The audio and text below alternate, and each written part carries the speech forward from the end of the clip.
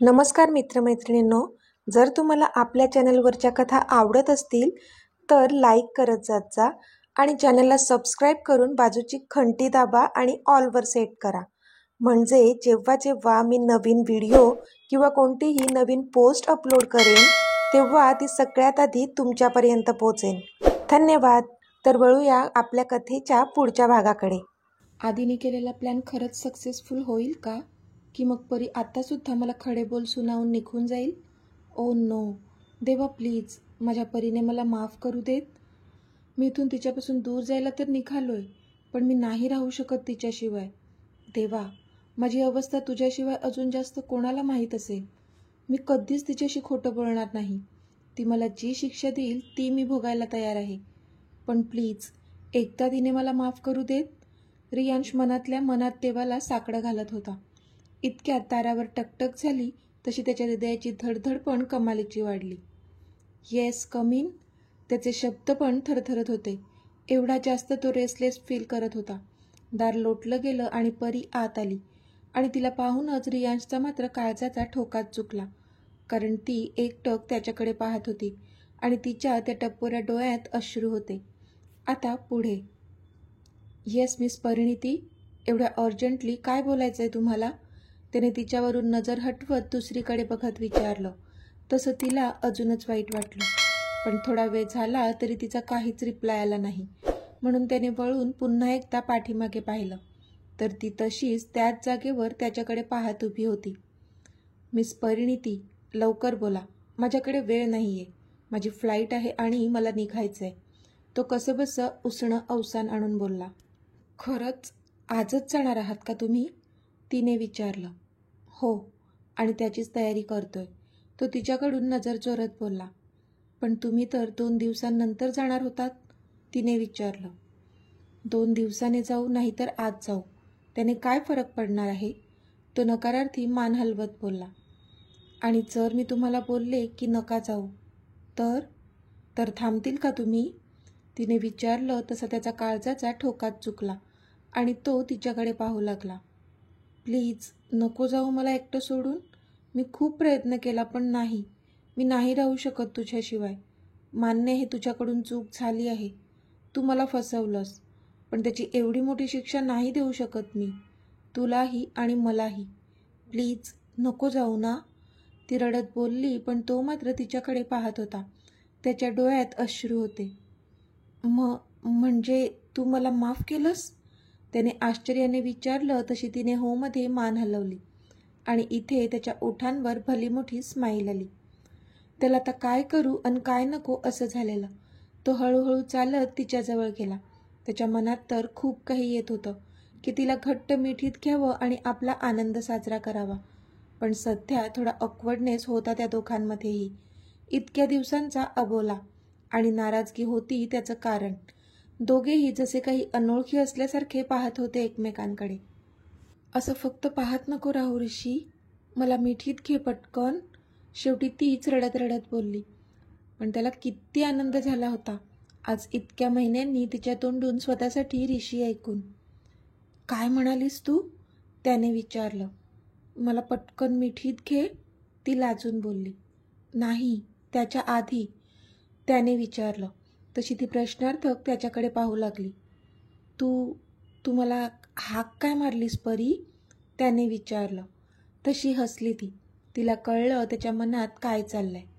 ऋषी, मला पटकन मिठीत घे, ती हसून बोलली. तसं त्याने पटकन तिला घट्ट मिठी मारली. आय एम सॉरी परी. मी पुन्हा कधीच तुझ्याशी खोटं बोलणार नाही. I promise.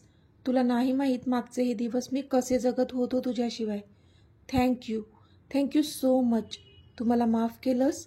तो तिला घट्ट आवळत बोलला. I am sorry too Rishi. मी पण एवढ्या दिवसात खूप त्रास दिला ना तुला, ती नाक वर चढवत बोलली. तसा तो कालात हसला. मग त्याची पनिशमेंट पण घे, सिम्पल. तो बोलला तशी ती त्याच्याकडे पाहू लागली, पण त्याची नजर मात्र तिच्या ओठांवर होती. इतक्या इमोशनल सिच्युएशनमध्ये पण त्याला मस्ती सुचत होती. ऋषी प्लीज. त्याच्या फक्त बघण्याने पण गोरीमोरी झाली होती ती. येस प्लीज असं म्हणत तो हळूहळू तिच्या ओठांवर झुकू लागला. तशी तिची धडधड वाढू लागली. पण त्याला अडवलं नाही तिने. उलट डोळे बंद केले आणि त्याला परमिशन दिली. पण तो मात्र गालातच हसला आणि थोडं झुकून त्याने तिच्या कपाळावर ओठ टेकवले. I love you sweetheart, तो बोलला. तशी ती खुदकन हसली आणि पुन्हा त्याला बिलगली. बराच वेळ दोघेही एकमेकांच्या मिठीत एकमेकांना अनुभवत होते. इतक्या दिवसांचा विरह होता, त्यामुळे लगेच तरी नव्हता दूर करणार तो तिला. ऋषी, तू नाही ना जाणार आता US ला? तिने मान वर करून त्याच्याकडे पाहत विचारलं. तसं त्याला हसायला आलं. बघू, तो तसाच तिला मिठीत घेऊनच बोलला. बघू म्हणजे? ती आता धारधार नजर त्याच्यावर ठेवून बोलली. तसा तो जोरातच हसायला लागला. हसतोय काय? ती पुन्हा डोळे बारीक करून त्याच्याकडे पाहून बोलली. ओके, आय एम सॉरी, आत्ता नाही हसणार, ओके? तो हसतच बोलला. तशी ती शांत झाली. तू जाणार नाही ना? ती काकुळतीला येऊन बोलली. नाही जाणार, कधीच नाही जाणार. पण तू पण प्रॉमिस कर की आता कधीच माझ्याशी असा अबोला नाही धरणार, तो बोलला. तशी हसली ती. आय प्रॉमिस, मी कधी असं नाही वागणार ज्यामुळे तुला त्रास होईल, खरंच, ती बोलली. आणि पुन्हा त्याला मिठी मारली तिने. ॲक्च्युली परी, आत्ताही मी जाणार नव्हतोच, माझी परवाचीच फ्लाईट होती, तो बोलला. तशी ती दचकून त्याच्याकडे पाहू लागली. व्हॉट? तिने विचारलं. हो, पण ह्यात माझी काहीच चूक नव्हती. हा आधीचा प्लॅन होता, तुला माझ्या जवळ आणण्यासाठी. खरंच मला तुझ्याशी खोटं नव्हतं बोलायचं, तो खूपच क्यूट फेस करत बोलला. बिचाऱ्याला पुन्हा एकदा खोटं बोलून तिला गमवायचं नव्हतं, म्हणून त्याने खरं खरं सांगून टाकलं होतं. पण ती मात्र त्याच्याकडे बारीक नजर करून पाहत होती आणि ती नजर पाहूनच भीतीने त्याने एक आवंढा गिळला. आय एम सॉरी, तो बोलला. तशी ती जोराने हसू लागली. Don't be. खरं तर आधीला मला थँक्स म्हणायला हवं, त्याच्यामुळेच मला योग्य निर्णय घेता आला, ती बोलली. तसा त्याच्या जीवात जीव आला. परी, पण युवीला अजून काहीच माहीत नाही आहे, तो बोलला. तशी ती पण विचार करू लागली. हो, मला तिला सांगायचं आहे, मी उद्याच तिला आपल्याबद्दल सांगून टाकते, ती बोलली. त्यावर त्याने पण मान डोलावली. चल आता मला घरी सोड, बराच उशीर झालाय, ती बोलली. हे पण तुझंच घर आहे परी, आणि ही बेडरूम पण थोड्या दिवसात तुझीच होणार आहे. I don't mind if you spend tonight with me in our bedroom, तो खूपच फ्लर्टी वेमध्ये बोलला. तशी ती मांजरीसारखे बारीक डोळे करून त्याच्याकडे पाहू लागली. ऋषी, जास्त नाटक नको करूस, ओके, ती बोलली. तसा हसला तो. आय वॉज जस्ट किडिंग यार, चल मी तुला सोडतो घरी, तो बोलला. तशी हसून तिने मान डोलावली आणि मग ऋषी तिला घरी सोडायला गेला. इथे अक्षता आणि अनयचं रिसेप्शन सुरू होतं. दोघेही खूप छान दिसत होते. पाहुणे मंडळी सगळेजण जाऊन त्यांना त्यांच्या पुढच्या वैवाहिक जीवनासाठी शुभेच्छा देत होते. आता घरातले पण सगळेजण वर स्टेजवर चढले होते आणि सगळे त्या दोघांना विश करत होते. फोटोग्राफरने सगळ्यांचे छान छान फोटोज क्लिक केले होते. खूप सारे ग्रुप फोटोज पण काढले होते. आधी युविकाकडे पाहत होता, त्याला तिच्यासोबत फोटो काढायचा होता, पण ती काही त्याच्याकडे पाहतच नव्हती. कशी पाहणार होती? घरातले सगळेच जण तिथे उपस्थित होते. शिवाय तिच्या लाडक्या आत्तूने एका क्षणासाठी तिला एकटं सोडलं नव्हतं. सतत तिच्यासोबत होत्या त्या. सगळ्यांशी खूप कौतुकाने ओळख करून देत होत्या. होणारी सून होती त्यांची, अगदी मनापासून आवडलेली, त्यामुळे तिचं जेवढं कौतुक करावं तेवढं कमीच होतं त्यांच्या दृष्टीने. युविका, जरा इकडे येतेस का? अक्षयने जोरातच तिला हाक मारली. तसं तिने त्याच्याकडे पाहिलं. हां, तिने विचारलं. जरा ये ना इथे, तो बोलला. तशी नाईलाजानेच ती त्याच्याजवळ गेली. हॅलो, प्लीज आमचा एक फोटो घ्या ना, अक्षय त्या फोटोग्राफरला बोलला. तशी ती त्याच्याकडे रागाने पाहू लागली, कारण तो त्या दोघांचा कपल फोटो काढायला सांगत होता. तिला अजिबात फोटो काढून घ्यायचा नव्हता त्याच्यासोबत, पण आता घरातले सगळेजण तिथेच असल्यामुळे ती काही बोलू पण शकत नव्हती. तिने एकदा आधीकडे पाहिलं तर तो खूप जास्त रागात दिसला तिला, पण ह्या क्षणी काहीच करू शकत नव्हती ती. शेवटी फोटोग्राफरने त्या दोघांना काही पोज दिल्या आणि त्यांचे 3-4 फोटोज काढले. युविकाला खूपच राग येत होता अक्षयचा, पण सध्या तरी शांतच होती ती. इथे आधी आता स्टेजवरून खाली उतरला होता. खूप राग आला होता त्याला अक्षयचा आणि युवीचा सुद्धा. एकतर त्याला तिच्यासोबत फोटो काढायचा होता पण मॅडमचं तेव्हा लक्षच नव्हतं. आणि आत्ता तिने अक्षयसोबत फोटो काढल्याने अजूनच चिडला होता तो तिच्यावर. तिने मात्र त्याला रागात खाली उतरताना पाहिलं आणि एक सुस्कारा सोडला. आधी चिडून सरळ घरात आला आणि तो त्याच्या बेडरूममध्ये शिरला. आधी, अरे असा का निघून आलास? चल ना, मला फोटो काढायचा आहे तुझ्यासोबत. मयुरी त्याच्या पाठोपाठच आली होती आणि आत्ता त्याला बोलत होती. तिच्या आईने आज कसंही करून त्याला स्वतःबद्दल विचार करायला भाग पाड असं बजावलं होतं तिला आणि तेच करण्याचा प्रयत्न करत होती ती. तू इथे काय करतेस? तो विचित्र नजरेने तिच्याकडे पाहत बोलला, कारण त्याने एक्सपेक्ट केलं नव्हतं की ती त्याच्या पाठी इथे येईल. अरे, मी येऊ शकत नाही का तुझ्या रूममध्ये? तिने तोंड पाडत विचारलं. येऊ शकतेस, पण आत्ता ह्या वेळेला? त्याने विचारलं. मी पाहिलं तुला स्टेजवर. तू थोडा डिस्टर्ब वाटलास, काळजी वाटली तुझी आणि म्हणून मी आले तुझ्या पाठी, ती भोळा चेहरा करून बोलली. मला काय झालंय? I am okay, perfectly okay. You may leave. तो तिच्याकडे पाठ करून बोलला. पण तसं वाटत तर नाही आहे. नक्कीच काहीतरी झालंय, पण तू सांगत नाही आहेस. ती बोलली तसं त्याने एक दीर्घ श्वास घेतला. खरंच असं काही नाही आहे. थोडी दगदग झालेली म्हणून तुला वाटलं असेल कदाचित तसं. तो तिला समजावत बोलला, कारण त्यालाही माहीत होतं की आत्ता जर तिची समजूत काढली नाही तर मात्र ती सुतावरून स्वर्ग गाठेल आणि इतक्यात तरी त्याला स्वतःच्या आणि युवीबद्दलच्या नात्याबद्दल कोणालाच काहीच कळू द्यायचं नव्हतं. नाही आहे ना असं काही? मग चल ना, मला फोटो काढायचा आहे तुझ्यासोबत. चल ना. ती बोलली तसं त्याने मनातच डोळे फिरवले. पण आत्ता हाच चान्स आहे युवीला पण जळवण्यासाठी, म्हणून मग त्याने थोडा विचार केला. ओके चल. तो बोलला तशी तिची कळी खुलली. खरंच? ती आश्चर्याने बोलली तसा तो हो बोलला आणि तिचा हात पकडूनच तिथून बाहेर निघाला. ते आता खाली आले होते. स्टेजवर सगळेजण होते. आधीने एकदा युविकाकडे पाहिलं आणि मग मयुरीचा हात पकडून तिला अजूनच स्वतःजवळ ओढलं आणि वर स्टेजवर जाऊ लागला तो. तशा युवीने मात्र रागाने हाताच्या मुठी आवळल्या. हॅलो, प्लीज आमचा पण एक फोटो घेशील? आधीने फोटोग्राफरला सांगितलं तसा कॅमेरामॅनने कॅमेरा त्यांच्याकडे वळवला. फोटोग्राफर त्यांना एक एक पोज सांगत होता आणि फोटो क्लिक करत होता आणि त्या एकेका क्लिकसरशी युविकाच्या रागाचा पारा हाय होत होता, कारण त्या पोजच्या नावाखाली आधीने मयुरीला खूपच जवळ घेतलं होतं, अगदी मिठीत. आणि ते काय कमी होतं तर त्याचा एक हात तिच्या हातात आणि दुसरा तिच्या कमरेभोवती गुंडाळला होता आणि ते पाहूनच रागाची एक तिडीक युविकाच्या डोक्यात जात होती. भरीसभर आपले आदित्यबाबूसुद्धा अगदी एन्जॉय करत होते तो फोटोशूट. शिवाय स्माईल करून युवीकडे पाहतसुद्धा होता तो. शेवटी युवीने एक रागीट लुक त्याला दिला आणि मग नजर दुसरीकडे फिरवली तिने. तिला कळत होतं तो मुद्दाम करतोय हे सगळं. आपण अक्षयसोबत फोटोज काढले म्हणून आपल्याला जळवण्यासाठी करतोय तो हे सगळं. कळत होतं तिला, पण तरी राग मात्र खूप जास्त येत होता तिला त्याचा. आता अक्षताची पाठवणीची वेळ झाली होती. डीजेवर गाणं वाजत होतं.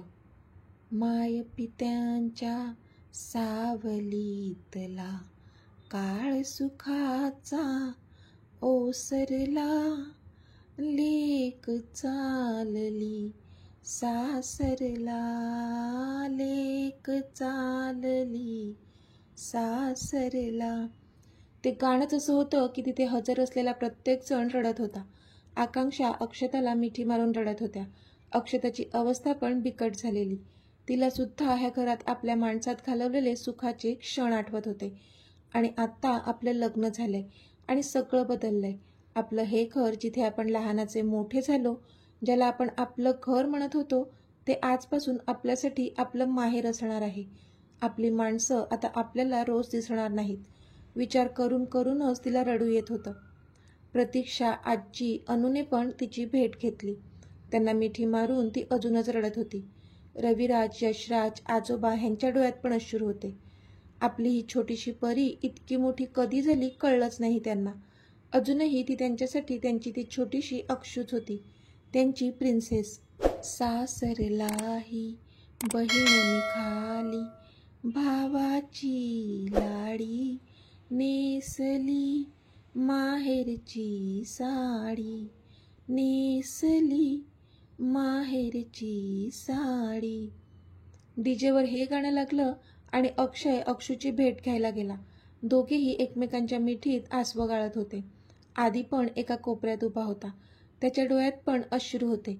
आकांक्षांनी त्याला अक्षूजवळ जाण्यास सांगितले, पण त्याची पावलं मात्र तिथून निघत नव्हतीच. खूपच इमोशनल झाला होता तो. अक्षू आत्तापासून ह्या घरात नसेल ही कल्पनाच त्याच्याने केली जात नव्हती. शेवटी कसंबसं स्वतःला सावरत तो तिच्याजवळ गेला. कितीही मनात ठरवलं होतं की रडायचं नाही, पण नाही. शेवटी भाऊ बहिणीचं प्रेम होतं. आत दबून ठेवलेल्या भावना वर उफाळून आल्याच आणि त्याने आवेशाने तिला मिठी मारली आणि जोराने रडू लागला तो. ती पण त्याला बिलगून रडत होती. तुझं लग्न झालंय म्हणून हे घर तुझं नाही राहिलं असं अजिबात समजू नकोस. आज फक्त ह्या घरातून त्या घरात जात आहेस तू. बाकी काहीच बदललं नाहीये. तू ह्या घरची लेक आहेस आणि आयुष्यभर असणार आहेस. हे घर तुझंच आहे आणि ही माणसंही तुझीच आहेत आणि तुझा हा ब्रो सदैव तुझ्यासोबत आहे. Remember it. तो तिच्या डोक्यावरून हात फिरवत बोलला. तशी रडताना पण हसली ती आणि तिने होमध्ये मान हलवली. थोड्या वेळापूर्वी तिला वाटलं होतं आता हे घर तिचं माहेर आहे. तसं तर तिला कसलीच कमी नसणार होती ह्यापुढे माहीत होतं तिला. पण तिच्या लाडक्या भावाने जो तिला शब्दांचा आधार दिला होता त्यामुळे तिचं मन भरून आलं होतं. सगळेजण इमोशनल झाले होते. अनय पण भावूक झाला होता. एकंदरीत सगळं वातावरण इमोशनल झालं होतं. युविका आदीकडे पाहत होती. त्याची ही साईड ती पहिल्यांदाच पाहत होती.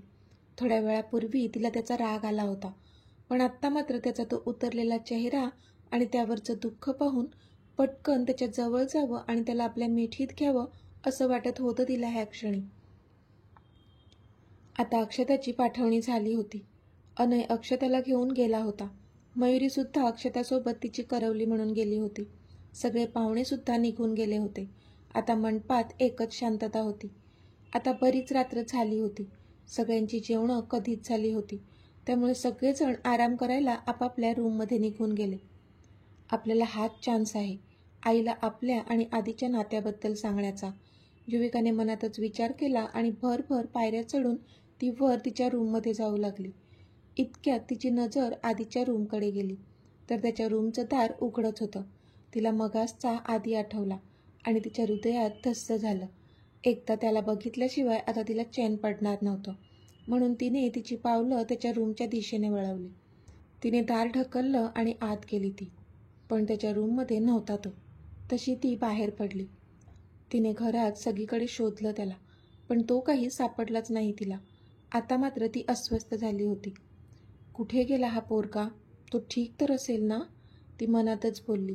तिला आता त्याची काळजी लागून राहिली होती. कधी एकदा तो आपल्या नजरेस पडतो असं झालेलं तिला, पण कळत नव्हतं आता इतक्या रात्री तो कुठे गेला असेल. तोच तिला आठवलं आणि ती भरभर पायऱ्या चढून टेरेसच्या दिशेने गेली आणि तिला तो त्या झोपाळ्यावर बसलेला दिसला. एकटक वर आकाशात बघत होता. डोळ्यात अश्रू पण होते. ती पटकन चालत त्याच्या जवळ गेली आणि तिने त्याला हाक मारली. आधी? तसं त्याने तिच्याकडे पाहिलं. तिला बघूनच त्याला त्याच्या भावना अनावर झाल्या आणि त्याने आवेशाने तिला जवळ ओढलं आणि तिच्या कमरेला मिठी मारली. त्याच्या अशा अचानक मिठी मारण्याने खरं तर ती शॉक झाली होती, पण त्याची अवस्था समजून घेत ती पण त्याच्या केसातून हात फिरवत त्याला गोंजारू लागली. बराच वेळ तो तिला तसंच मिठी मारून होता. तिला पण त्याची अवस्था कळत होती, म्हणून तिने पण त्याला अडवलं नाही आणि दूरही केलं नाही. थोड्या वेळाने त्यालाच परिस्थितीचं भान आलं. तसा तो तिच्यापासून दूर झाला आणि नजर दुसरीकडे फिरवून बसला तो. तशी ती पण त्याच्या समोर बसली. Are you okay now? तिने एका हाताने त्याचा चेहरा वर उचलत विचारलं. तशी त्याने मान खाली वर केली. I don't think so. मला नाही वाटत की तू ठीक आहेस, ती बोलली. नो, आय एम ओके, तो हळू आवाजात बोलला. अजूनही डोळ्यात अश्रू होते. मला नाही दिसत माझावाला आधी. वेट, असं म्हणत ती अजूनच त्याच्या जवळ सरकली. तिने त्याचे विस्कटलेले केस तिच्या हाताने नीट केले आणि थोडं पुढे होऊन त्याच्या दोन्ही डोळ्यांवर किस केला. त्याच्या गालांवर ओघळलेले अश्रू स्वतःच्या ओठांनी टिपले. तसा त्याने एक दीर्घ श्वास घेतला, पण ती थांबली नाही. हळूहळू खाली येत तिने त्याच्या ओठांवर स्वतःचे ओठ टेकवले. तसा तो स्तब्ध झाला. ती हळूवारपणे त्याच्या ओठांना पिऊ लागली. तशा त्याच्या आतल्या भावना पण उचंबळून आल्या आणि त्याने तिच्या मानेत हात घालून तो अजूनच पॅशनेटली किस करू लागला तिला. दोघेही एकमेकांना आतून अनुभवत होते. बराच वेळ आता एकमेकांना सोडलं होतं त्यांनी आणि मोठमोठाले श्वास घेत होते ते. आता बरं वाटलं ना? तिने हसून विचारलं तसा तो पण हसला आणि त्याने तिच्या डोक्याला डोकं लावलं. दोघेही गालातल्या गालात हसत होते. ते दोघेही आपल्या प्रेमाच्या विश्वात रममाण तर झालेले, पण त्या दोघांना ह्या गोष्टीची तसूभरही कल्पना नव्हती की टेरेसच्या दाराच्या आडून कोणीतरी होतं जे आत्ता त्यांना पाहत होतं. तर मित्रमैत्रिणींनो, कोणी पाहिलं असेल आपल्या लव्ह बर्ड्सना? तुम्हाला काय वाटतं ते मला कमेंटमध्ये सांगा. आणि जर व्हिडिओ आवडला असेल तर व्हिडिओला लाईक करा, शेअर करा आणि चॅनलला सबस्क्राईब करून बाजूची घंटी नक्की दाबा. चला तर भेटूया आपल्या पुढच्या भागात. तोपर्यंत धन्यवाद.